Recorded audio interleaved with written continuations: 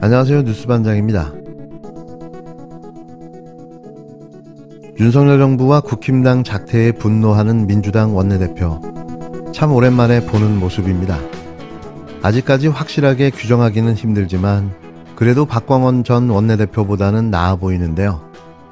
대응하는 모습만 보면 그렇다는 겁니다.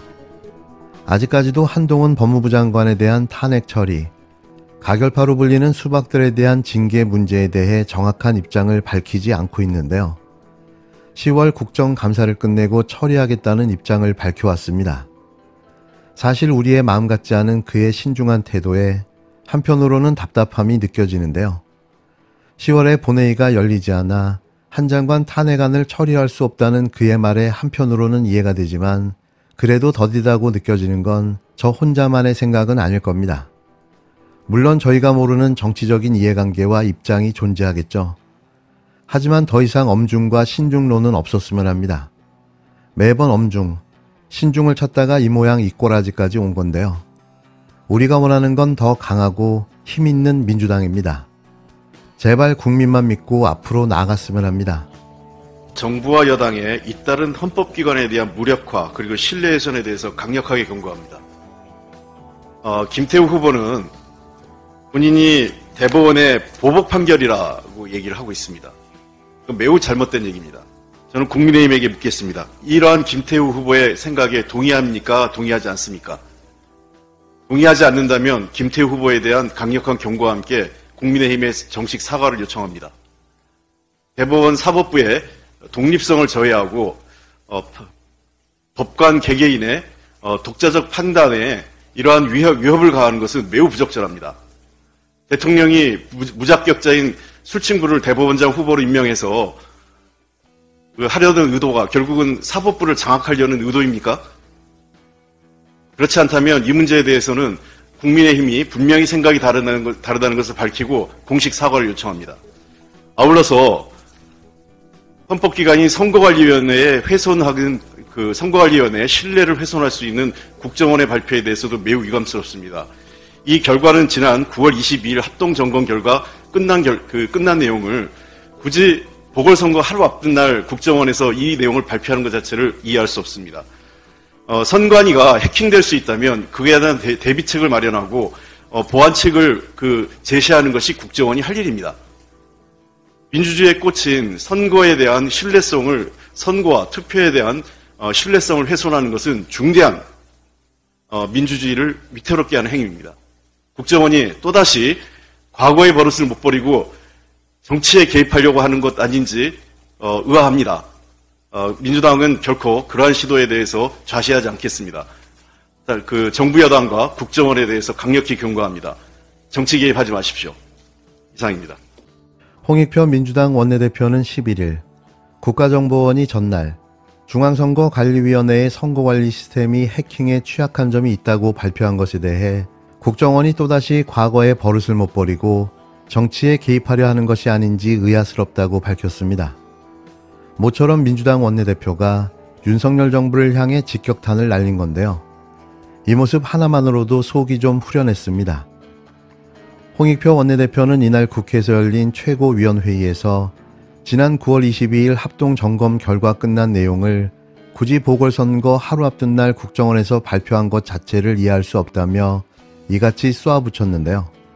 홍 원내대표는 헌법기관인 선관위의 신뢰를 훼손할 수 있는 국정원의 발표에 대해서도 매우 유감스럽다면서 선관위가 해킹될 수 있다면 그에 대한 대비책을 마련하고 보완책을 제시하는 것이 국정원이 할 일이라고 강조했습니다.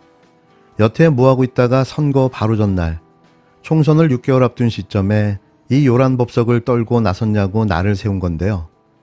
언론 프레이를 할 게 아니라 문제를 바로잡고 시정해야 한다는 지적인 거죠. 이런 문제가 있었다면 지난 대선은 온전히 치러졌을까요? 그때는 이런 해킹 위험의 문제가 전혀 없었는데 왜 지금 문제가 되는 걸까요? 이건 목적을 갖고 움직이고 있는 국정원의 언론 프레이인 거죠. 그러면서 홍 원내대표는 민주주의에 꽂힌 선거와 투표에 대한 신뢰성을 훼손하는 것은 민주주의를 위태롭게 하는 중대한 행위라고 일갈하며 정치 개입하지 말라고 정부 여당과 국정원에 강력 경고했습니다. 맞습니다. 이런 모습을 보고 싶었던 거죠. 야당의 야수성. 야당에게 이런 야수성이 없다면 그게 야당입니까? 물론 계속 지켜보겠지만 자꾸 말하지만 박광원 전 원내대표보다는 몇천 배는 나아 보이는데요. 계속 이렇게 해주셨으면 합니다. 김행 여성가족부 장관 후보자의 임명 강행을 추진했던 대통령실의 기존 기류에 변화가 감지됐다는 언론 보도가 나왔습니다. 그도 그럴 것이 청문회 도중 도주한 후보자를, 파면 팔수록 쏟아져 나오는 각종 비리와 범죄 의혹들이 범벅인 후보자를 임명 강행한다면 그로 벌어질 후폭풍이 만만치 않기 때문인데요. 그야말로 김행 후보자의 임명 강행은 윤석열 대통령의 자충수 중 자충수가 될 것입니다. 대통령실 내부에서도 김 후보자 임명 문제와 관련해 기류 변화가 발생한 것은 6개월 앞으로 다가온 내년 4월 총선을 의식한 움직임으로 분석되는데요. 어떻게든 민심의 악화를 막아야 한다는 것이 대통령실의 필사적인 이유인 겁니다. 오늘 11일 실시되는 강서구청장 보궐선거 결과도 김 후보자 임명 강행 여부에 중대한 변수가 될 텐데요. 여권 핵심 관계자는 지금은 임명 강행이다, 지명 철회다를 예측하기 힘든 시점이라며 윤 대통령의 결정에 모든 것이 달려있다고 말했습니다. 쉽게 말해 강서구청장 선거에서 승리하면 임명을, 패배하면 임명 철회를 하겠다는 의미로 해석되는데요. 그래서 이렇게 아무런 대응도 하지 않고 숨죽이고 기다리고 있는 겁니다. 진작에 신원식 유인촌 장관을 임명할 때 같이 임명했어야 하는데요. 자신들도 아는 거죠. 이런 장관 임명이 민심에, 선거에 악영향을 미칠 수 있다는 걸 말입니다. 알면서도 이러는 이들이 더 어처구니 없는데요. 국민을 그냥 개나 돼지쯤으로 여기는 거죠. 필요할 때만 국민을 찾는다는 이야기인 겁니다. 이번 강서구청장 보궐선거에서 혹시라도 승리할 거라는 기대를 갖고 있는 건 아니겠죠. 그 정도로 정무감각이 없다면 빨리 물러나는 게 답입니다. 이와 관련해 더불어민주당이 10일 김행 여성가족부 장관 후보자를 특정경제범죄 가중처벌 등에 관한 법률에 따른 배임 혐의로 서울경찰청에 고발했는데요. 이런 모습은 참 보기 좋습니다. 매번 말랑말랑하게 대응했던 모습과는 달라진 모습인데요. 어쩌자고 이런 자를 장관을 시키겠다는 거죠? 아는 사람, 아는 사람의 아는 사람, 친한 사람, 친한 사람의 친한 사람. 이게 윤석열 정부의 인사 시스템입니다. 더불어민주당은 오늘 오전 김행 여성가족부 장관 후보자를 특정 경제범죄 가중처벌 등에 관한 법률에 따라 배임 혐의로 서울경찰청에 고발했습니다.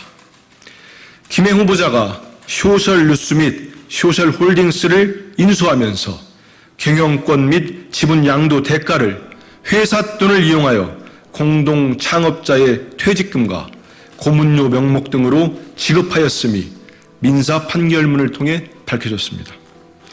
김행 후보자는 이를 통해 9억 원 상당의 재산상 이득을 취하였고 회사에 같은 액수의 재산상 손해를 입혔습니다. 이는 명백히 특가법상의 배임에 해당하는 만큼 더불어민주당은 김행 후보자를 고발한 것입니다. 수사기관은 피고발인인 김행 후보자의 배임 혐의에 대해 철저히 수사해 주기 바랍니다.